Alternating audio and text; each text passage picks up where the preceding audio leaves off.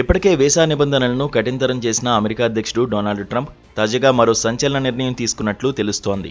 America పౌరుల భద్రతను దృష్టిలో ఉంచుకుని ఈ ఏడాది వివిధ కేటగిరీలకు చెందిన 85,000 వీసాలను రద్దు చేసినట్లు అంతర్జాతీయ మీడియా కథనాలు వెల్లడించాయి. ఇది గత సంవత్సరం రద్దు చేసిన వాటికంటే రెట్టింపు. కాగా రద్దు చేసిన వీసాల్లో 8,000 మందికి పైగా విద్యార్థుల వీసాలు ఉన్నట్లు సమాచారం. డ్రంక్ అండ్ డ్రైవ్, దాడులు, దొంగతనం వంటి నేరాలే ఇందులో సగం వీసాల రద్దుకు కారణమని సదరు కథనాలు పేర్కొన్నాయి. ఇలాంటి వ్యక్తులు మా సమాజ భద్రతకు ప్రత్యక్ష ముప్పు కలిగిస్తారని, అందుకే వారిని దేశంలోకి అనుమతించేది లేదని ఇప్పటికే అమెరికా అధికారులు తేల్చి చెప్పారు. మరోవైపు అమెరికా విదేశాంగ విధానానికి విరుద్ధంగా చట్ట వ్యతిరేక చర్యలకు పాల్పడే వ్యక్తులు, స్టూడెంట్ల వీసాలను రద్దు చేస్తున్నామని, ఈ సంఖ్య వందలు వేలల్లో ఉంటుందని ఆ దేశ విదేశాంగ మంత్రి మార్కో రూబియో గతంలో ప్రకటించారు.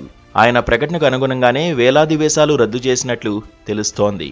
అలాగే వీసా అర్హతను నిర్ణయించేటప్పుడు కాన్సులర్ అధికారులు కేవలం ఒక అంశాన్ని మాత్రమే కాకుండా దరఖాస్తుదారుడి మొత్తం పరిస్థితులను పరిశీలించి ప్రతి కేసును విడిగా నిర్ణయిస్తున్నట్లు సమాచారం.